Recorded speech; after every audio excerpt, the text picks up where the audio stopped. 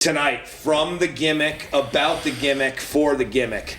Killer guest, killer times, making it happen, telling stories. Austin's got some stuff, but you know how that rolls. He'll explain later. Hit it.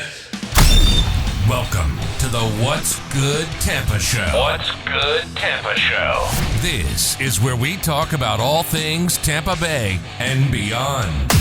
Coming to you from the gimmick in Ybor City, here's your hosts, Austin and Sean. All right, we're trying again. Yeah, here we go. What's good, Tampa? Welcome back to another episode 13. We're very, very excited about it. We've been doing this guest thing lately, so you guys let us know what you think about that, having guests on. But it's been a lot of fun. We've met some pretty cool people so far, don't you think? And I'm really excited about having Greg Wolf on today. We'll talk more about him as we get a little closer to that. But, yeah, how have you been, man? How you been since the last time I saw you? Good, man. I'll tell you a short story before you get into it. So this weekend, I want to keep it short, but, I usually don't get sick. Okay. And, I guess there's some stomach bugs going around or whatever. And so I go out to eat somewhere. Only thing I ate all day, I'm not going to say the restaurant because you know me, I don't like to bury people. But wow, you're not going to bring up the restaurant? I went for, not yet. Okay. I went for lunch and, I had a Cuban. Right. And, we had that question way back in the day, you like wings or Cuban? I said wings. Yeah. You thought it was all crazy. Yeah. So only thing I ate all day, about 5 o'clock, something feels different. Okay. I'm like, I got to get out of here. So I get home, go lay down in bed. I mean, this thing was building up, okay? And without to get into graphic details, I projectile vomited more volume and more violently than I ever have in my life for about 8 straight hours. Oh, really? Food poisoning 101. I've never had it. Didn't know what it was. Gosh. Something was in me. Freddy Krueger came out. Wow, that bad. It was insane. And I mean, I texted you actually. Yeah, I remember. I'm never going back to that place, but here's the thing. Tell me. It's one of those deals where you don't know where you're in, but you know what's so weird about it? Tell me. I enjoyed the struggle. Really? I don't know. Something about the grind. I've never met anyone. Something about the grind that I liked. I knew it sucked in the moment, wow. but I knew when it was done, it was like, you know what? As a basketball player, you shoot threes and threes and threes. You shoot and shoot all day, every day. Yeah. It doesn't matter except for that 1 or 2 shots that you get during the game when it counts. Yeah. And all that struggle and heartache and misses leads to feeling great. And I got to tell you, man, it felt like that. Yeah, I don't know that I could compare shooting threes to projectile vomiting. Well, maybe you haven't shot. Obviously, you can't shoot. Well, I wouldn't deny that either. But I mean, I don't know that I enjoy the struggle of getting over food poisoning. That doesn't. But you know what's so funny about food poisoning? I was talking to my boys. Yeah. You know what's so funny about it? When it's done, it's done. Yeah, that's true. It came in as fast as it left. Well, as exciting as that is, I got some more exciting news coming. 4 pounds of volume. That is wild. All right. Well, that's going to make me sick. Just thinking Sorry about that. I had to tell you. Yeah. Anyway, so quick like we do in the beginning of the show. Volume. Yeah. Volume. Both ends? Both ends. Damn, dude. Oh, we're talking just wild. River runs through it. I mean, just wild. Anyway, continue. All right. So this weekend, we like to go through a quick segment of the things going on this weekend. So one of the things this weekend is the 97X Next Big Thing Festival. So that's Saturday and Sunday at the Florida State Fairgrounds. And one of my favorite bands of all time, Weezer, will be headlining. So I'm really, really excited about that. Even though I don't think I'm going, I'm still excited just that Weezer's here because they're awesome. You like Weezer? Very Buddy Holly. Yeah, very much. And then also right here in Ybor City is the Cigar Heritage Festival. That's going on Sunday, December 5th from 11 to 5. So if you are a cigar connoisseur right here in the cigar capital of the world, yes. You can try out some cigars from all over. So that'll be really cool. That I might actually stop by. I like a nice cigar every once in a while. Really? Yeah, every once in a while. Special as occasions, Yeah. And then last but not least, and I knew this would be up your alley, which is why I added it to the list this week, wait. is the December Vintage Market. So I didn't know there was a Vintage Market, but apparently there is. And that's Friday, December 3rd at 4 o'clock. I think it's actually from Friday through Sunday. So it's basically like all weekend starting at 3 o'clock or 4 o'clock, excuse me. And then that is in St. Pete, actually. I have the address here. It's 2200 2nd Avenue South in St. Petersburg. And that's, again, kind of a vintage flea market. So they'll have all different types of vintage, cool. materials. So it's very similar, to what you got going on in the vintage gimmick here. So it's the gimmick. Yeah, exactly. So those are a couple of the other things that are going on this weekend. Like I said, I just kind of bring up my top 3. Anything you're doing this weekend, or you have any open house or anything? anything I'm going finishing a couple tables up. Yeah. And now I'm just having fun at the studio. Come see us. We're open Friday and Saturday, 1 to 7. Friday and Saturday, 2213 6th Avenue. You know where to find us. I know where to find you. Yep. So somewhere over the rainbow, but you know what? We're actually somewhere over the tracks. Yes. Literally, yeah. we're over the railroad tracks right behind Casa Santa Stefano. Yep. So yeah, come check out Vintage Gimmick, or the Gimmick, I should say. Whatever. Well, it's hard. You put your name as Vintage Gimmick. You can't even get your own branding right. Yeah, they'll see it. It's vintage. When they get in here, they'll understand. It's the real deal. It is the real deal. So without further ado, unless you have anything you want to... I'm good. You're good? I can't wait to get Greg on. I've been talking to Greg, I don't know, Greg, for a couple of years now. I feel like we've been chatting back and forth. And I've actually finally get to meet him here in person at the studio. So we're excited to have him on the show, talk about everything he's got going on, which is a ton. So right after this quick commercial break, we'll be with Greg. So we'll see you in a second. What's up, guys? Welcome back. We got Greg Wolf here. He is the Vice President of Street Laced Marketing and Promotions. He's also the in-game host for the Tampa Bay Lightning, USF Bulls. Dude, you're all over the freaking place, dude, and it's pretty incredible. First off, I got to say, Greg has a special place in my heart. Let me tell you why. I've never told you this, Greg. Okay. I like a good story. Is that, I'm a loyal person, I like to think, and when I very first started my Tampa is Life channel, I started reaching out to tons of different people to hey, put on our shirts and try to get our name out there. Sure. And there's a lot of people that just ignore you, didn't listen. But Greg, he was one of the first people to actually respond to me, listen, took my shirt, wore it around, tagged us. Yep. Dude, bones, dude. I appreciate you, man. Respect. So I remember that about Greg, one of the first people who supported me as Tampa is Life. And for that reason, I will always support you, Greg. You know that. That's a fact. And if there's one thing you'll learn about me is that I respect the hustle, number one. Yeah. I respect the small business owner, number two, being one myself. Mm-hmm. And number three, if it has to do with the betterment of our city and trying to unite people in our city that are trying to bring up our city, I'm going to support it 150%. So awesome, that's man. why, I gravitate to those kind of things. And of course, I will always support it. I appreciate that, man. Yeah, you are Mr. Tampa. I will say. I will say. Well, cool. Well, one of the things we like to do in the beginning with new guests is do a quick lightning round. Okay. All right. Oh, I see what you did there. Yep. And if you get it within, what do we say? I know I have. You just lie. I just lie. It doesn't matter what I say. He's got. If you want to do it, it should be 90 seconds. 90 is what seconds. He needs. Yeah. Okay. All right, Fitz. Set the timer. 90 seconds. All right. Okay. Because you said a minute, and it's impossible. You can't even read it in a minute. Okay. That's the thing. Yeah, I stutter over my words. I But very to dyslexic. be fair though, the people that did it before, they wouldn't have finished it. They got stumped. So True. they weren't quick action. They wouldn't have won anyway. So I'm just supposed to spitfire answers as they comes to mind. Like immediately the first thing that comes to mind. First thing that comes to mind. All Yeah, right. there's no right or wrong answers. Okay, copy that. All right. You got an official timer. Like this is legit. Oh, legit. Dude, it doesn't get more legit than this. Dude. All right. Let me just make sure I know how to work it this time because that was the problem and last time. you took that off your fridge, so now your bread comes out hard because your bread timer's in here now. What the hell? This thing. Do you want me to do my cell phone here? Yeah, we do have Do your cell technology. phone. Yeah, do your cell phone. I don't know what the hell that thing is. Fitz, don't ever bring that to me again, please. I can't ever work that thing. All right. Tell me when you're ready, dude. I'm ready. All right. Ready. Oh, wait. Hit our theme. Ah, fuck the theme music. All right, here we go. All right, going with Ready and start it. Favorite Tampa pizza spot? Eddie and Sam. Sam and Eddie's. Cuban sandwich or wings? Cuban sandwich. Go to a Lightning game or a Bucks game? Lightning game. Keep the Rays or kick out the Rays and bring in a basketball team? Keep the Rays. Favorite brunch spot? Dats. Favorite rap artist? Of all time? All time. Group would be A Tribe Called Quest. Busch Gardens or Universal? Busch Gardens. St. Pete Beach or Clearwater Beach? St. Pete Beach. Most underrated spot in Tampa? That's I guess something that most underrated spot in Tampa. Just hanging out downtown. I think our downtown's got good stuff. Texting or FaceTiming? Texting. Podcast or playlist? Playlist. Vodka or beer? Neither. Sparkman or Armature? Sparkman. Most memorable Lightning game experience?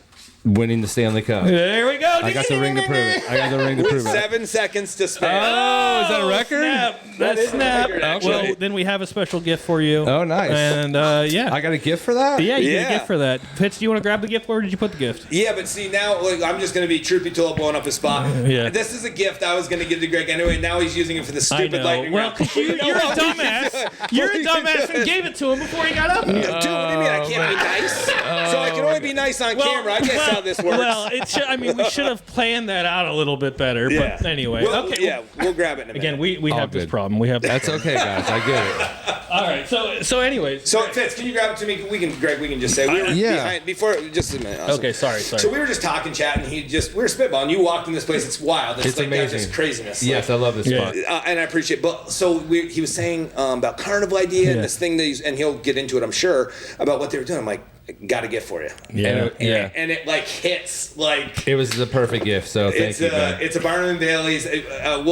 Where is it? It's right there on that table. It's on the table. It's an elephant, and it says Florida. It's Florida. I mean, it's insane. Like the fact that it says It's Florida, a vintage circus sign. Yeah, Barnum and Bailey. Barnum and Bailey, and it says Florida. Do you watch like American Pickers or like Pawn Stars? One of my favorite. So, it's so this is awesome. So just to tie in here again, Street Lace, we're involved in a lot of different things, and one of the things that we're involved in is Zoo Tampa. Like our crew does all the face painting and caricatures and all the cool fun housey kind of stuff at Zoo Tampa, and so we have like a storefront at the zoo, and so I was talking to him about keeping an eye out for me to find some items that are vintage, either carnival or circus or fun house. And sure enough, this poster, and it's perfect. And it's Venice, Florida. Like the fact that it's Florida, this is perfect. So I truly appreciate this gift. Yeah, no problem, man. That looks so sick. Yeah, we're gonna definitely frame that up. Well, you only got it because you won the lightning round. Well, there you go. So there's the tie. Thank you. So let's get into you, Greg. So.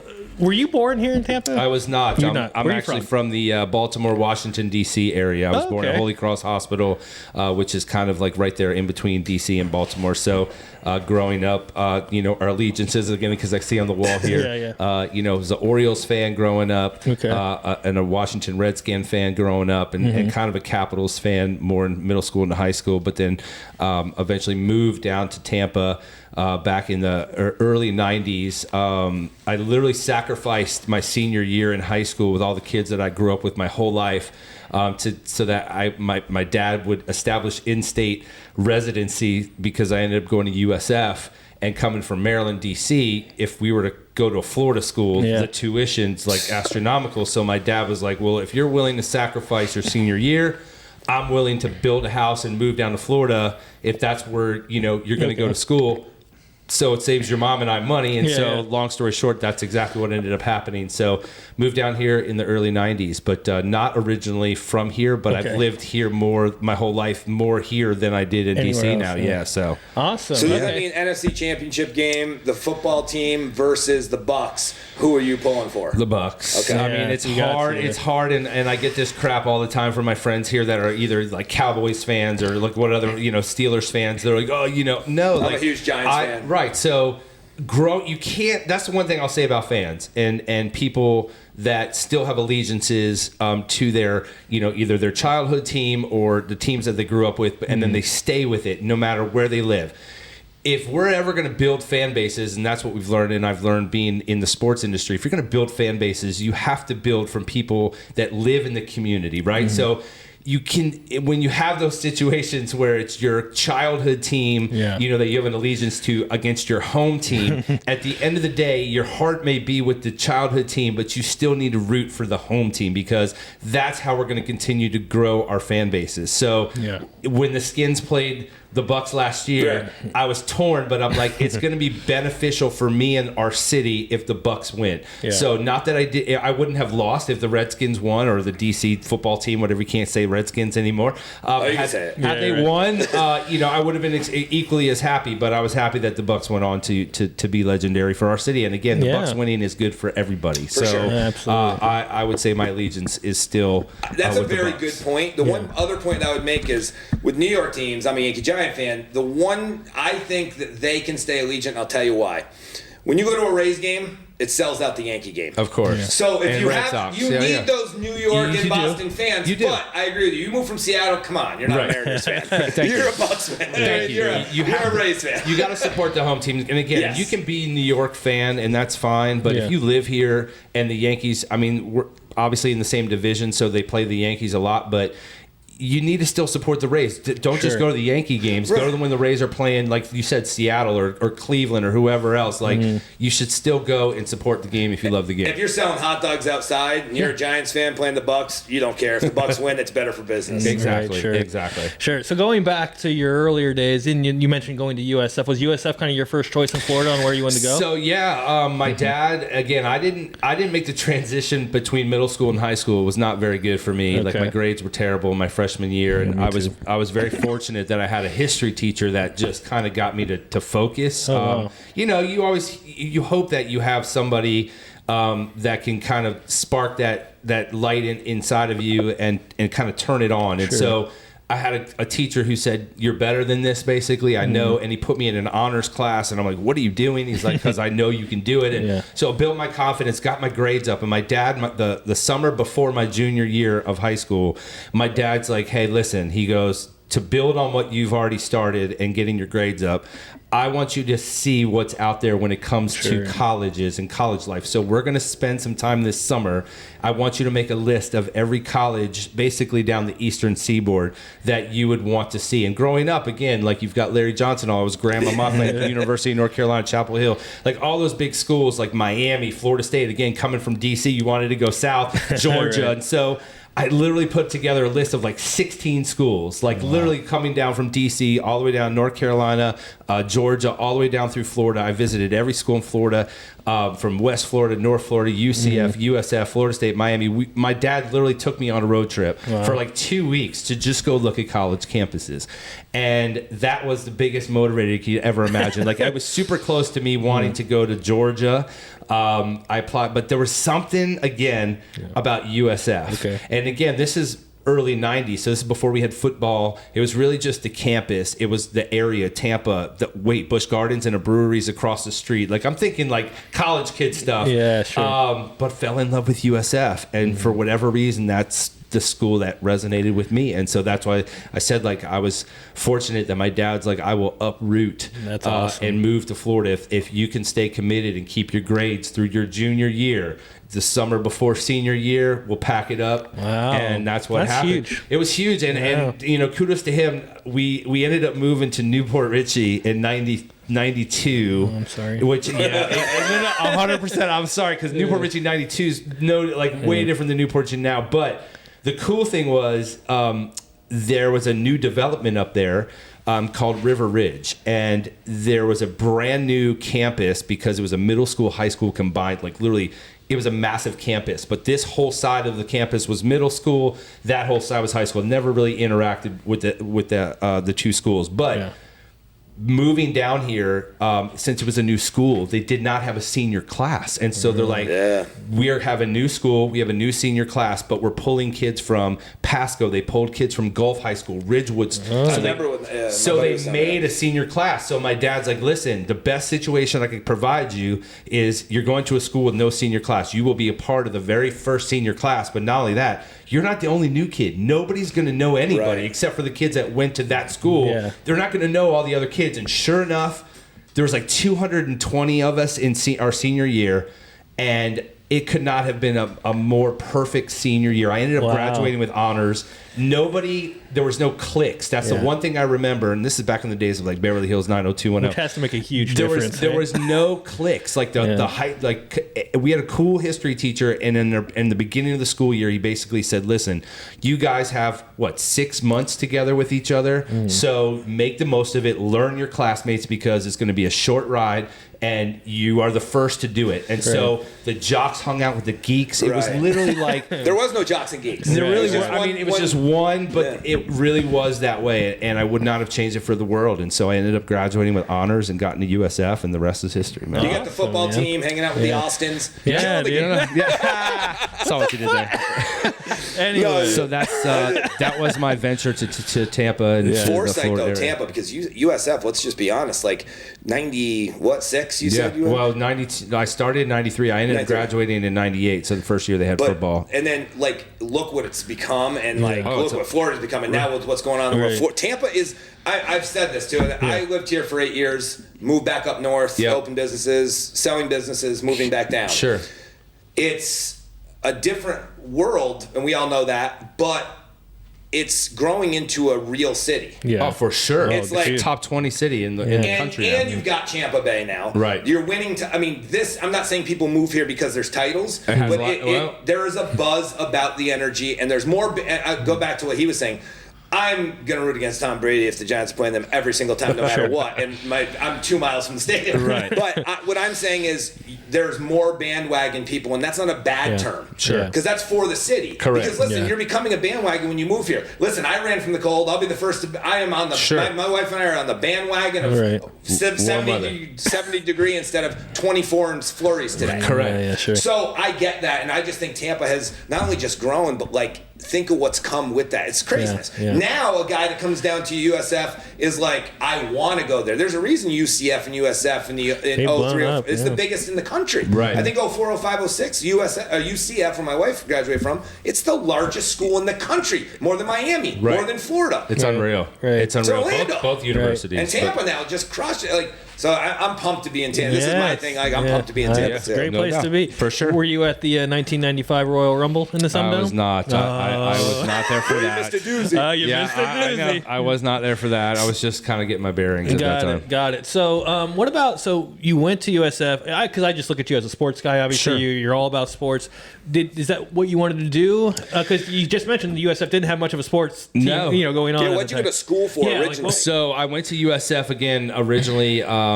Was for television stuff. I was a mass comm graduate. They had nothing in the radio industry. It was really about TV and broadcast and news and public relations. And so again, I wasn't quite sure. I just knew that the media field was kind of where I was heading. Sure. And but in Tampa, if you're not in the Bubba the Love Sponge, you're not doing anything. Well, so it's funny because I ended up getting my start in radio.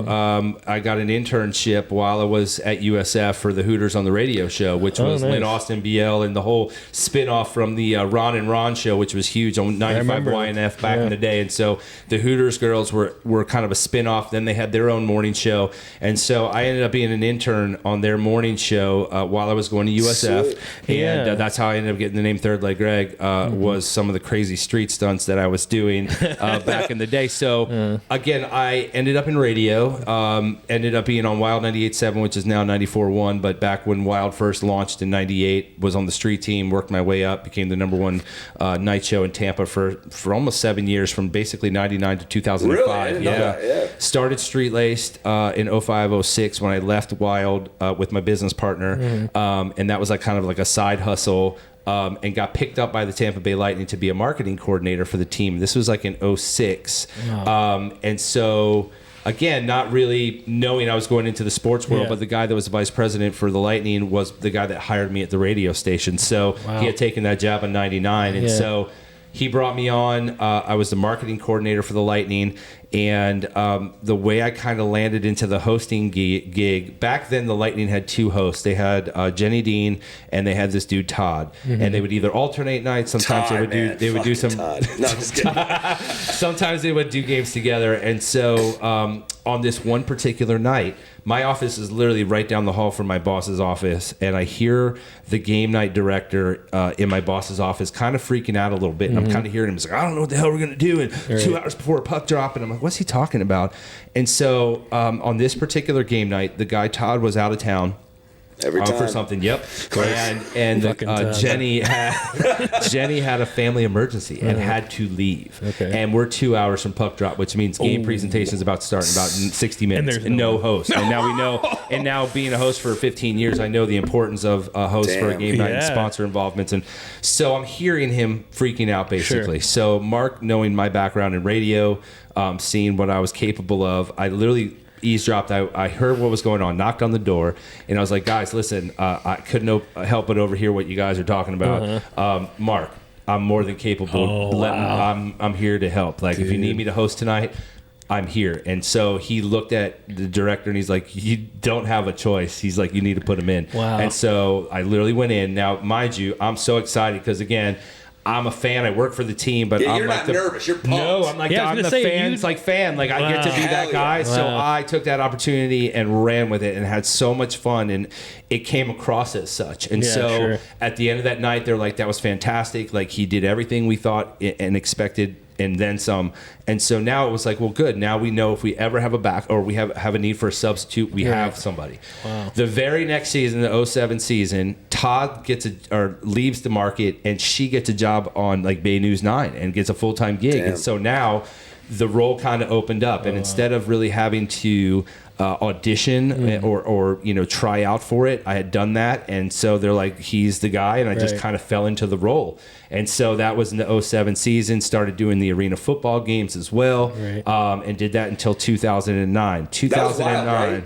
What's that? The arena football was like big for a while. Huge. Like Tampa was 5-time world champs, the Tampa Bay Storm, but the Arena Football League just continually had financial issues, and honestly, the Storm were one of the teams that was probably keeping that league. And the Orlando Predators probably were the two teams keeping that sport alive because the fan base was rabid, and the fact that we would have 15,000 plus per game. At Amalie always, was the standard. It's like Tampa always, and it's I love Storm games because it's so relaxed and loose and just anything kind of goes. Yeah, and like cool. it's just the energy never stopped, and it was just always something was going on. I really do miss it. People clowned it, but I'm like, it was a novelty sport. I get it, but it was fun and it was good family entertainment. It was inexpensive. Those 15,000 or 10,000 or 8,000 loved every second. A ball. And so I was doing that 09. This is before Jeffrey Vinnick bought the Lightning. We had some bad ownership, and they basically came in and fired everybody. I was one of those victims. Now, mind you, I understand when you're going to do that in the corporate side with marketing and all that, but why would you get rid of the host if the fans love the host? Yeah. And know the host. And they didn't care. They were like, nope, he's out. So I was out, and that was in the 09 season. So was that like heartbreaking? Yeah, absolutely. Because especially you're when Todd was back. Yeah, Todd. So it's funny you say Todd because Jeffrey Vinnick ends up buying the team, hires Todd Liewicki, who, if you guys don't know who Todd Liewicki was, Todd Liewicki ran Seattle Seahawks and the Sounders and created that entire fan base up in the Pacific Northwest. Ended up coming here, being our CEO, kind of getting getting us back on the right foot. That's when they hired Steve Yzerman, and that was the complete turnaround of our organization. But then left the Lightning to go work as Roger Goodell's literally number 2. Like he was under Roger Goodell at the NFL, and now has left that job and is now back in Seattle with the Kraken. So Todd Liewicki comes in and basically says, I want to look at what the fans have been saying about this organization. Went through all the season ticket member surveys and stuff like that they do at the end of the year. And the fans were like, where's Wolf? Yeah. What happened to Wolf? They're writing that shit in. Yes, There's no independent question on that one. They literally were like, what happened to Wolf? And so I get the phone call from Bill Wickett, and he's like, hey, do you want to come back? At this time, I was working for iHeart. When I left the Lightning, unexpectedly, I got picked up by iHeartRadio to do sports radio. Coming from radio, coming from sports marketing, sports radio, opened up here at DAE and FLA, and I was doing that 95.7 The Beat, so I was at iHeart, but I got the call. Right. And they're like, do you want to come back? I was like, dude, I never wanted to leave in the first place. I was like, and they knew that. But the fact that the organization looked at what the fans said and reacted to it and said, get him back. And again, that was the 2010-11 season lockout year. Super excited to come back. No, you're not. Lockout. And so we sucked that year. It started in January. We had an awful year. But then after that, it has been nothing but look where we're at now. And that was, again, God, that's 10 years. That was a decade ago. So it's my 15th season with the Lightning. Started doing it for USF 7 seasons ago. How is that fun? USF is a whole different beast, man. Like football games at Ray J are just and I was there for, again, the ups and downs of going from Skip Holtz to what can I think, Willie Taggart to Charlie Strong, now to Jeff Scott. So I've been there for all the ups and downs. Sure. But when it was at its peak with Quentin Flowers and Marlon Mack and all that, man, that stadium was raucous. And just to be the guy to get them fired up every game, there's nothing like it. I mean, Amelie's, again, a whole different beast, but being in Raymond James Stadium is a different experience than being at the Yuengling Center for basketball. So, but I absolutely, again, love what I do. I wouldn't do it if I didn't love it, number one. But number two, going back to that first Lightning game where I wasn't really being paid to do it, I was just so excited to be the fan. Yeah. That's how I look at going to work every day. I'm Definitely. like, I want to be here so bad and want to do this for not just me, but everybody else. There's no And better the fans job. know it. That's why they were like, yo, where's They know it resonates Yeah. with them. They're like, this guy gets happens, it. And, so that's... you do. I mean, I'll admit, you do an amazing job. The Thank you, energy man. is awesome in Appreciate the it. arena. And It's like this podcast. Imagine if Austin was there. Like, where's Austin? the energy would be sucked right out of the room. so that's kind of been my That's plight. sick. Man. So going back a little bit more, back to the USF days, when you started on radio there, Yes. it wasn't for sports, though, No, right? it had nothing so to do with it's almost like sports. the sports like fell into your lap almost. Like again, I look at you, this huge sports guy, but it's almost like you accidentally kind of fell into it. I did not know that was going to be the path. I thought it was going to be radio. When my contract was up at Wild, I did get phone calls from across the country. Like I got flown. This was the cool part about the gig. When Orlando, who's still there now with the Freak Show, he put I guess a statement in some of the radio trade magazines. So when my contract was up, he basically was like, Greg was one of the most instrumental parts of the fabric of this station and its growth. Right.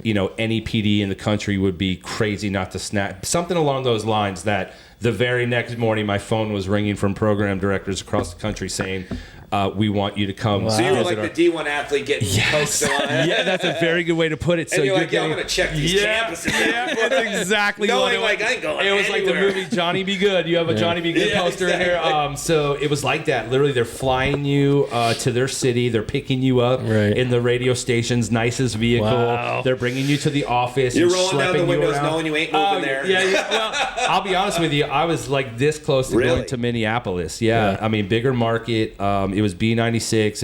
It was a legendary station up there. And it's funny because Queen Bee, who's here at 95.7 The Beat, she was there when I went up to interview. And then it was crazy. Years later, we were working together at The Beat here in Tampa. Yeah. But they schlep you around. They take you out to dinner. They bring you to their hottest club. They make you feel like, like you said, you're the D1 recruit. They're bringing bottles to and so they're schmoozing you because they're like, we want to lure this guy to come to our station. And so Minneapolis was close, man. The problem was, I'm like, let's be real. I'm coming from Tampa to one of the coldest cities in the country.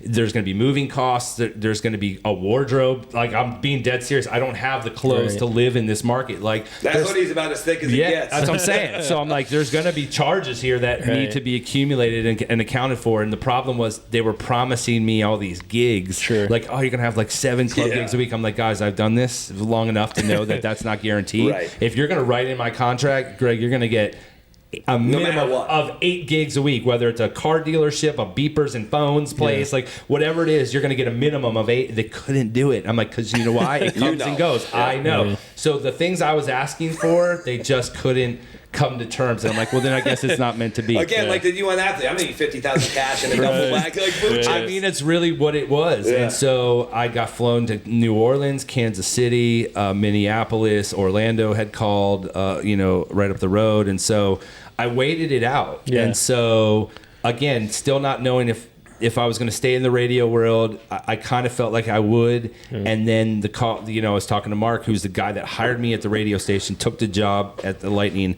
And so when he and I spoke, and he's like, I have a position that I think you'd be good at, but I have to wait. The pieces of the puzzle aren't in place at this point. And so that's how I ended up getting into the sports industry, was because he brought me in to be his coordinator. Right. And now, again, it's sports and entertainment. So being in radio, he knew both sides. He worked in radio. Now he works for a sports franchise. So he felt that I was going to be a good fit for that. And that path led me down all the different paths. Right. So again, not really having any idea I was going to get into radio, but Yeah. that's what college is for, is discovery. Yep. And then having to know any idea that I was going to go down the sports path, I didn't know that either. But being on radio, being in front of crowds, rocking clubs, that resonates with being in front of an audience and being natural and knowing how to get people to react. And I read in your biography, like when you were doing the street team stuff, that was really like when people started recognizing you and taking a. What is that like? Help me understand what a street teamer does. So with Wild, when the station was created in '98, it was a very grassroots approach where the station just played the song "Wild Thing" from Tone Loc over and over and over again. But people were talking. They're like, "Yo, you guys turn the station on. Like they keep playing Wild Thing. What's going on?" And so the launch of the station was based upon these two stoner dudes, Josh and Brian, and technically they had taken their dad's boat and hijacked a radio signal, and they were broadcasting in Tampa Bay, and they literally were just like, "We're just out here chilling." That was just the gimmick, and that was the gimmick, right? Love the So the radio station group they got a white van, and they just spray painted, not Free even candy. wrapped. It literally said Wild 98.7, we don't suck. And that was all it was. And in the van was nothing but Wild 98.7 t-shirts.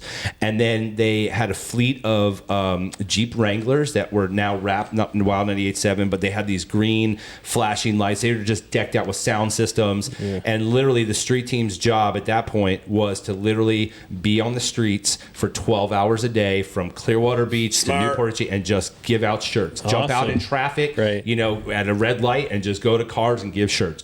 Post up on a corner, give out shirts. And literally that's all we did. Got it. And so a promo team can do a various amount of things, but in the radio world, when this started, our job was literally to go out in the public and make noise, so to speak.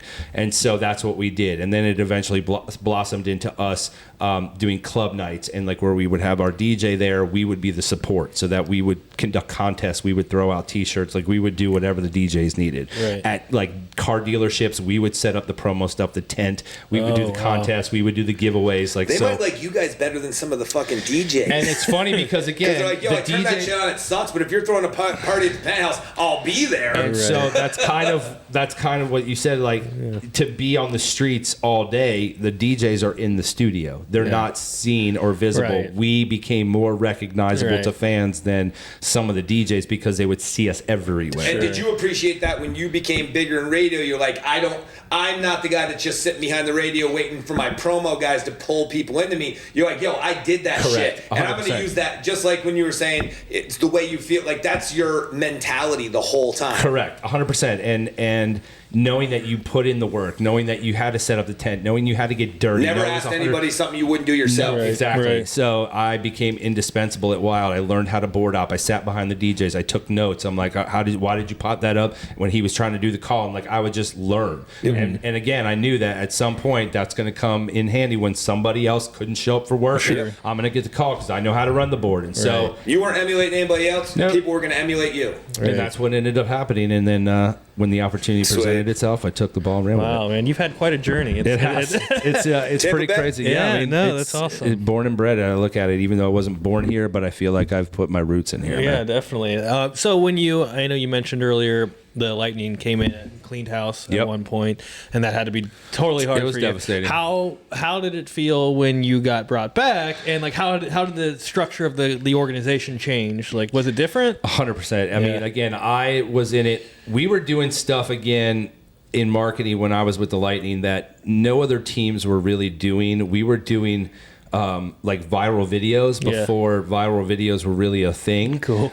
So much so that you can look on YouTube right now. You can search Mascot Terrorizes Spring Breakers. Okay. And it's literally a video that we went out. We need to get the internet in here. Yeah, I'm saying, like, so Mascot Terrorizes Spring Breakers. We had an inflatable Thunderbug costume that, somebody would get in, but their head was like super big and it was just a big like inflatable thingy.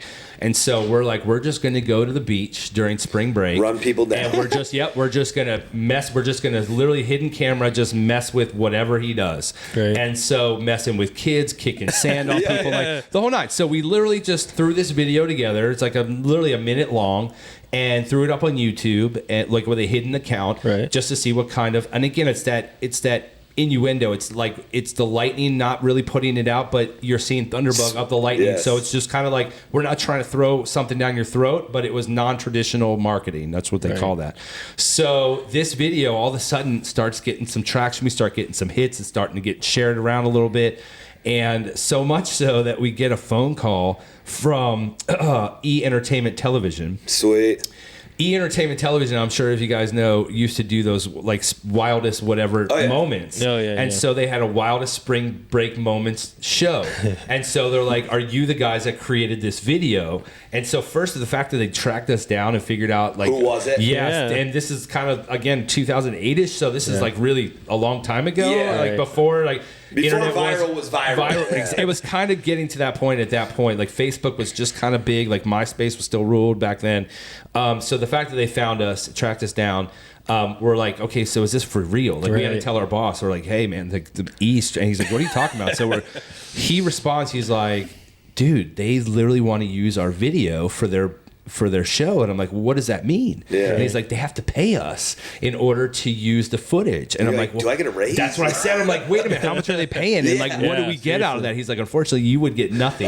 We're like, are you kidding me, dude? Like, we're going to be on national TV. And so he's like, but you made the company money. So you too are going to look very good. Doesn't matter how much it is. You brought in money from a video. Like, and it was like $2,500 or something like that. So sure enough, it ended up on E's Wildest Spring Break Moments. So we're like, okay, now we may be onto something here. So then we started doing prank videos, which are also on YouTube, called You Got Pucked. You Got Pucked. So we I literally, feel like I've seen that. we glued a hockey puck in front of the box office at Amalie and literally set up hidden cameras outside on the plaza just to watch people shots. to see when they would get to the puck to try to pick it up. But I mean, it was like epoxied on the ground.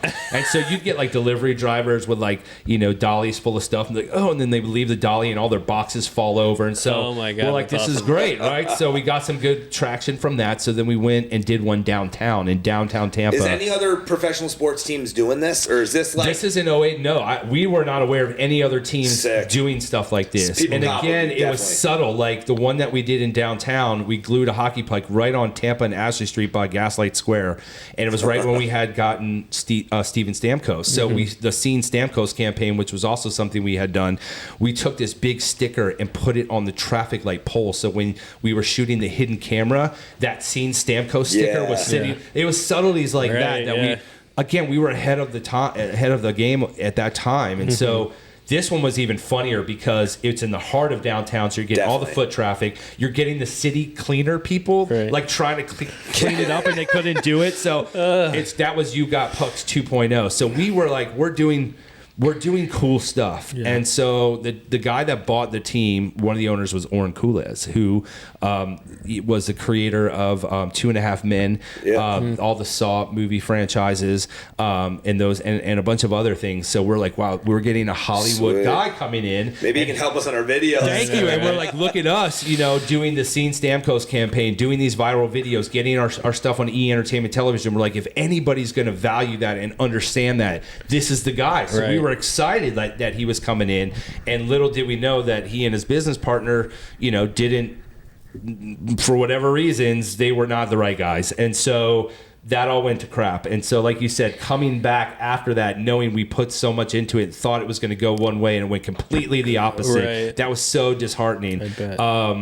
But then to get the call to come back, it was like, well, what's the culture like now? Sure. And so Vinnick has done not just remarkable things for the Lightning, but what he's done for the city of Tampa, the community heroes, the millions of dollars, the hundreds and hundreds of nonprofits that he's given $50,000 to every single game for years now. But look at art. Look, Yes. You're right. I knocked my headphone thing out. No, but here's the other thing too. Winning solves a lot too, and when you have that culture, I believe in karma. So like, what I think is that shit happens. You're winning because there is not. It is definitely tied in when the shitty ownership with a shitty team and they can't win. I think there's a direct connection with that. The players care about the owners, right? 100%. They want to play. I mean, when you got guys taking not pay cuts, but redoing structures in their contracts so that they can stay here. Right. That's like unheard of. Steven Stamkos could have been a god in Toronto when there was a talk that he was going to, and he knew I could be like the guy that walks around and I'm Michael Jordan and I get mobbed everywhere. he didn't want that life. He's like, I want to live in Tampa where I can be low key, I can still bring championships, and I can create my legacy here. Yeah. So to say that about the city and the ownership, that to me spoke volumes. And now everybody's bought into that. And so, like you said, is it karma that Mr. Vinnick has changed the entire landscape of our downtown and what they've done with USF Health and the partnerships, and now like we're winning championships? They can't do it without him, and they can't win without that kind of feeding them. Because I do. I think if it's a shit, like, listen, go through the shitty cities. Yeah. I mean, find out where you know. Yeah. Right. I say to everyone, like, if you haven't been in downtown Tampa, like in the last 5 years, you wouldn't recognize it. No, you would not. And he's got a huge part in that, you know? A massive part in all of that. So yeah. And when we were playing Seattle the other day, I saw Yanni and the whole little video they did for him, which was great. It was super amazing. You could see him looking to cry, man. He did not want to be there. He wanted to be staying in Tampa. And he might be back at some point. I mean, you look at Bogosian and Schuster and guys that left and they're back now. So I would not say with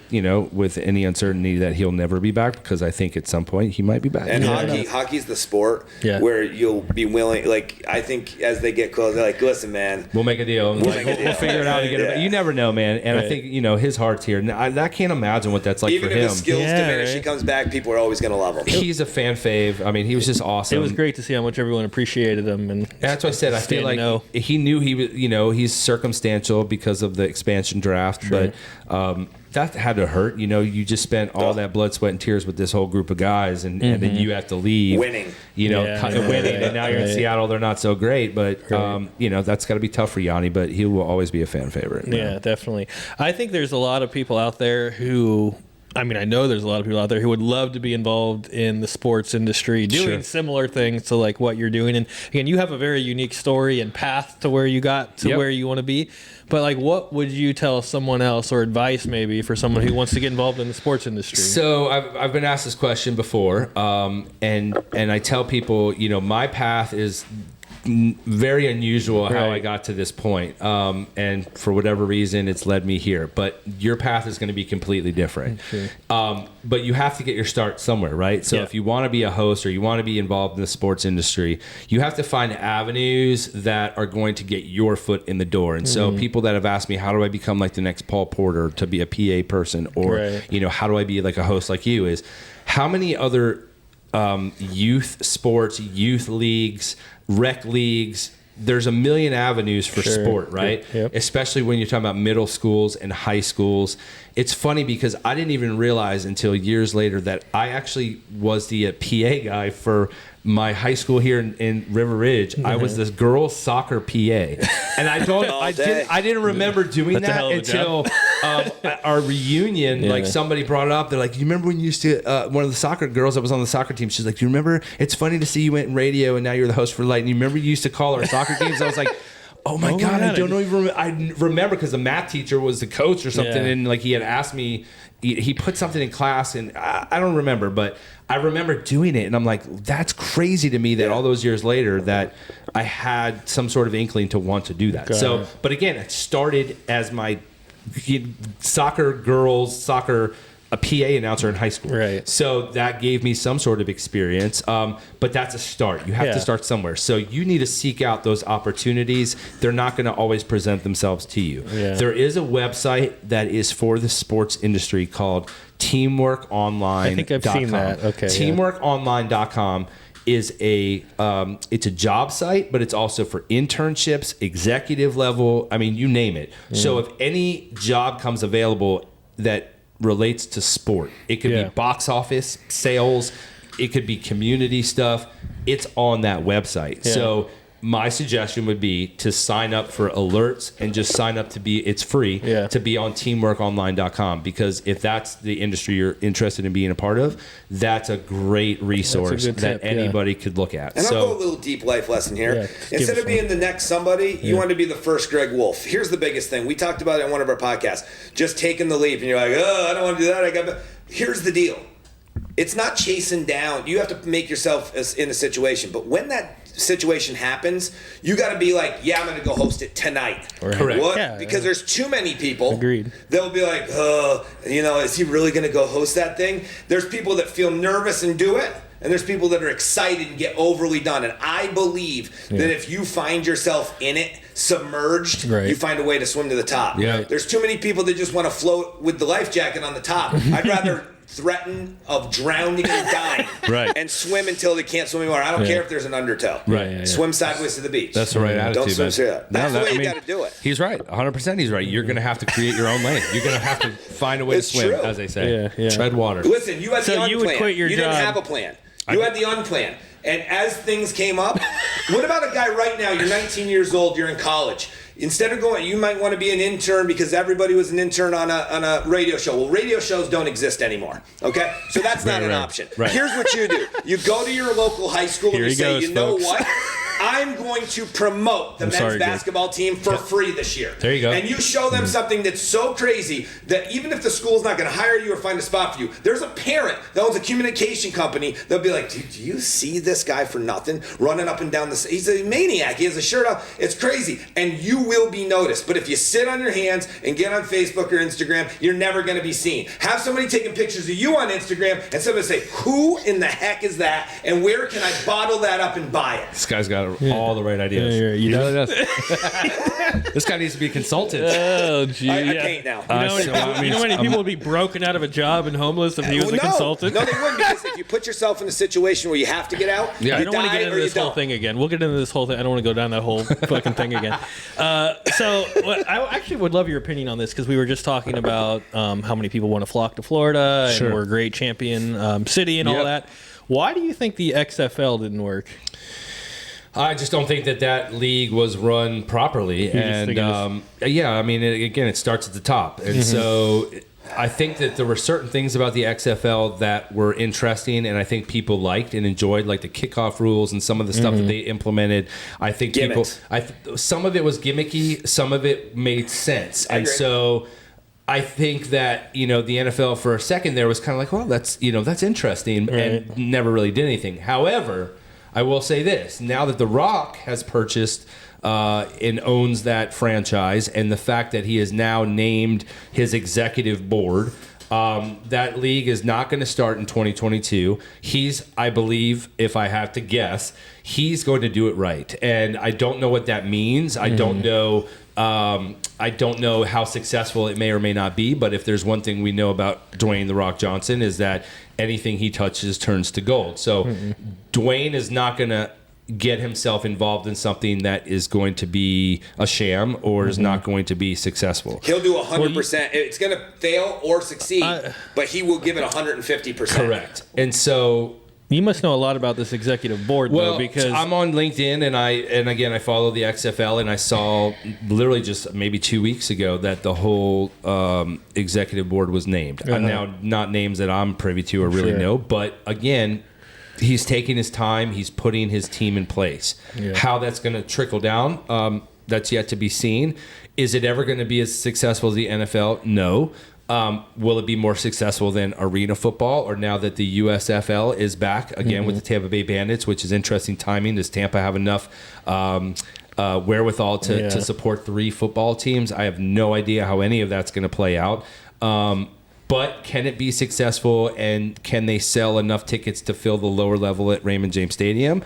Or maybe they don't play here. Maybe they play somewhere else. I don't know. And you know what it takes? It takes leaderships to get people pumped up to sell those tickets. You're not selling those tickets to watch football. You're selling those tickets for the attitude, the ambiance, everything that goes with it. We can watch football on TV. We can watch high school, grade school. It doesn't matter. We start football at 5 years old here in Florida.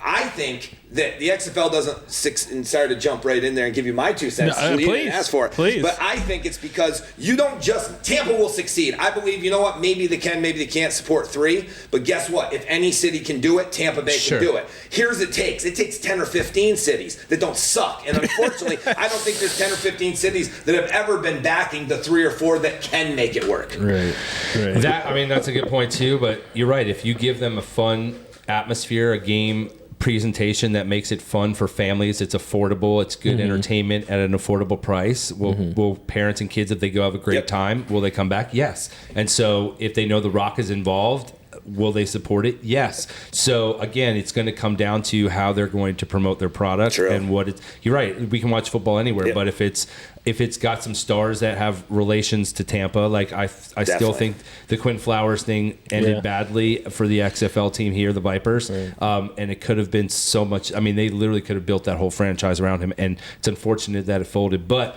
I'll be curious to see how successful it is come 2023, I think is when it's going to start. I think leadership, I mean, I really think if you can get local players on these teams, that changes even coaches, everything. If it's like Mike Allstott's the head coach, well, that's going to sell tickets. You know what I mean? Like, this guy was awesome in high school. What happened to him? They don't tell you about the heroin addiction, but guess what? He's back. Right. He's cleaned it up. It's all good, and now he's throwing Everyone still wants to see money. Right. It's possible. It's possible it could be successful. It's just that's yet to be seen. Yeah. Well, I always felt like, well, if Vince McMahon couldn't do it, there's no way The Rock can do He's it. not maybe he doesn't know shit about fuck. With football. Yeah, McMahon's more of a showman that puts on shows, and I think The Rock is going to take more of a football approach. And he's going to have more of a game approach, but knowing that he has to put a quality product on the field, but to also add to the entertainment value of what you get. The Rock is brick and mortar. Vince McMahon's off the top rope. You know that gimmick. Come on. That's a fact. Well, okay, so outside of all your in-game hosting and all that stuff you got going on, so Street Laced is like your main baby, right? Yep. So tell us a little bit about Street Laced. So Street Laced started when I left Wild. My business partner Blaze, he was the market representative for I think at that time he was like 6 or 7 of the major record labels. He was Interscope, Def Jam, Virgin, BMG. So like he was the guy in Tampa that when a new Eminem album drops, his job was to make sure that the music stores, when we had Sam Goody's and FYE's, to get them the displays, to get them the posters, to get the DJs the records that had the vinyl, the instrumental, the acapellas. Like it was his job to basically service the market. And being at the radio station, I would see him all the time in the clubs with rally towels and pimp juice from Lil Jon. Like he had all the cool stuff, and he would have an abundant amount of it. And so when I was actually on the air at Wild, I used to do this high school spirit contest on my show every week called the After School Ambush. And so kids would call and vote during the week, and whatever school ended up with the most votes, we would ambush the school on Friday and blow out a bunch of free swag. Oh, wow. The problem was I would go to Orlando and be like, yo, I need to get a bunch of stuff. And Orlando's like, I got a box of CDs. I'm like, I can't show up to a high school with 2,500 kids with the Jeeps, and I'm giving out a box of 10 CDs. So Blaze would have boxes of stuff that would literally just be like Big Pun album in stores now. But I'm like, kids want that for their rooms. So I was like, listen, man, what do you have to give back to your superiors? And he's like, I got photo recaps and location reports. And I'm like, okay, but we all know the consumers are the teenagers, right? What if you get me disposable cameras? Because again, before the days of really of cell phone cameras, get me disposable cameras, and I will get all this product, because there's no way you're putting all this out in the clubs this week. I will get rid of all your product into the kids' hands, who are the consumers, and I will take cameras full of pictures of your product in the kids' hands, and then give them to you. You develop them, send it up. Instead of throwing it away 6 months from now. Instead of going in the recycle bin, I'm going to get it out if you load me up. And he's like, done. And so that's kind of how the relationship started. He was my supply guy for my after school ambush, and I started getting mixtapes, and so he and I formed a really good relationship. And so when I left Wild, he approached me and was like, listen, because his everyday hustle, he worked for Delta in the Crown Room for like 15 years, so he's like a pension guy now. Right, he flies for free still to this day. Damn. Lucky son of a bitch. Which is a benefit to the company, to be honest with you. So he approached me and was like, listen, he's like, I have so much work on my plate. I could really use your help. You still have the relationships with all the DJs, the club owners. They know who you are. I could use your help. And so I was like, well, wait a minute. I was like, instead of me working for you, I think we should start a legitimate marketing and promotions company, but I'm only going to feel like I'm doing my part if I go get 5 or 6 more record labels off the power of the majors that you have. If I can go to a South Beat Records or a smaller, a Ruckus Records or whatever and say, listen, we're already out in all these avenues promoting for Interscope and Def Jam and Sony BMG. We can easily tag your stuff in all of the stuff. And so you're getting equally the amount of saturation as the majors. And it was You're untied at that point. Right. It was the sell for all of them. They're like, why wouldn't we do this? They're Yeah. already there. So why wouldn't we pay an ad? And we made it affordable for the smaller labels. Now they owe you favors. And now we have 12 record labels. So we were street laced because we were lacing the streets with music, Sweet. all the DJs. And so that's how the company started. Again, side hustle. I get hired by the Lightning at 06. Blaze is still working for Delta. So we're just doing music label promotions. What it ended up spinning into over the years, which is now our 16th year in business. Wow. It has ebbed and flowed into a multitude of things. But now, fast forward to where we're at now, we both left our corporate jobs. I left iHeartRadio in 2016 as promotions director. Blaze left Delta. And we said, we're going to focus on Street Lace full time. Why?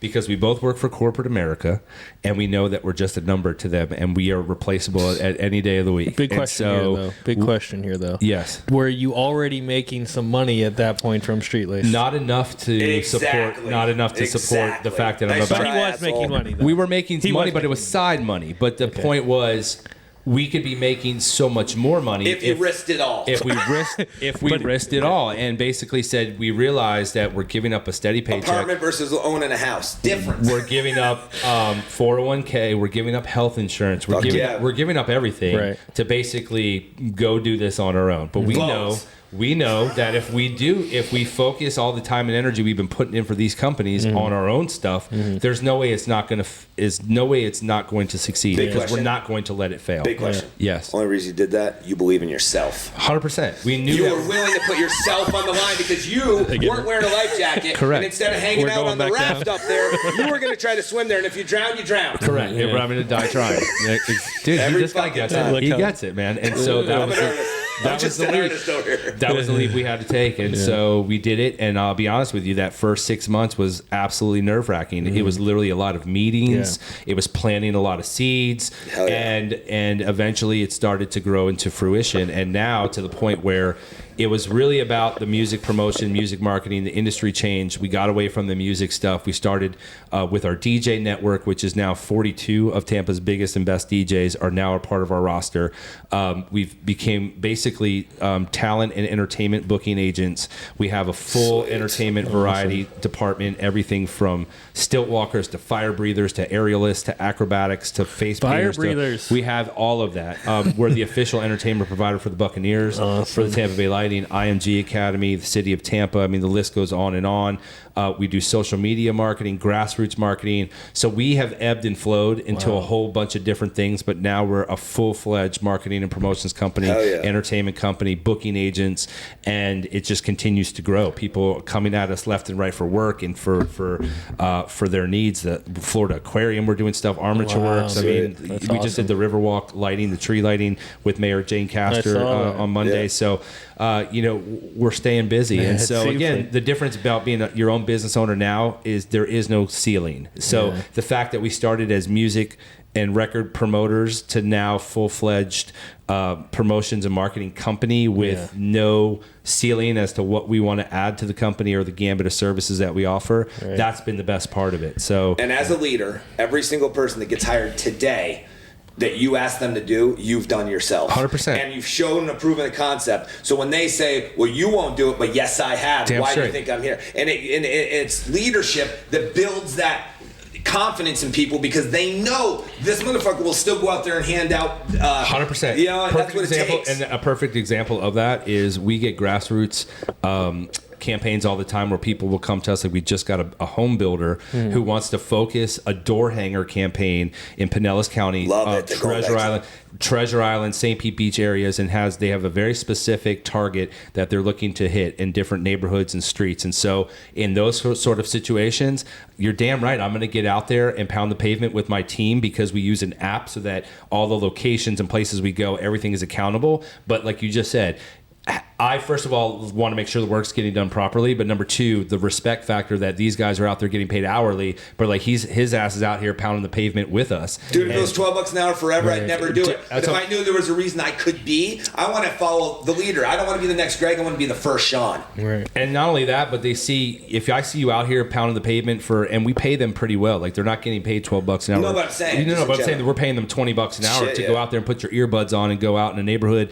and just get some exercise and breathe breathe some fresh air. You're not sitting at a cubicle. You're getting paid decently. But not only that you've shown us that you're going to do the grunt work. So now when I have an event at 97X, next big thing for Moe's, and they want us to be out there for the whole weekend promoting and giving away free stuff, and it's $50 an hour, or I'm going to hire you to do that because you've shown and demonstrated to us that I'm willing to get out there and do the dirty work to get to those other $50 an hour gigs. So that pain feels good when you get that thing. Yeah, because you've earned it. So we have a great team now, and it just continues to grow. Great team and continue to grow. It's awesome, man. It's growing and growing. So there is no limits at this point. That is awesome. And so how do people find you, hire you? Streetlace.com is the website. Again, you can book us for whether you need a DJ, weddings. We have a whole wedding division, entertainers. You need bouncy houses, and even during COVID, which was absolutely it was detrimental to our industry. Still, it has not quite recovered. We were finding ways to adapt, even in a COVID era, to where we were doing live DJ sets on docks out as people were out on their boats, and we would DJ on docks for Silver King Brewing. We would do drive-by birthday parties, as we all knew kids were doing, where they would literally drive by and honk horns. Well, we're like, why can't we have a DJ out there? Definitely. So as the moms and dads are driving by, the kid feels like I have something. So we literally had our Street Lace truck with a trailer on the back with a DJ rig, and would pull up to the kid's house, and literally the DJ would mix, while the cars and kids went, came by. Awesome. So we were finding ways to be, adaptive and still find ways to make our DJs money. We were doing live streams online where people could donate, and we weren't just trying to raise money for the DJs. We were trying to raise money for the establishments and the people that work there who also got shafted from that whole situation. So, it's knowing 3 years later where it's going to be out, people remember that shit. They do. Karma. We've talked about it before. Yeah, and we totally believe in all that. So, we're just every day trying to get better. Awesome. And then how do they find you personally? So again, you guys can find me on the socials at Instagram at Third Leg Greg. That's 3RDLEGGREG.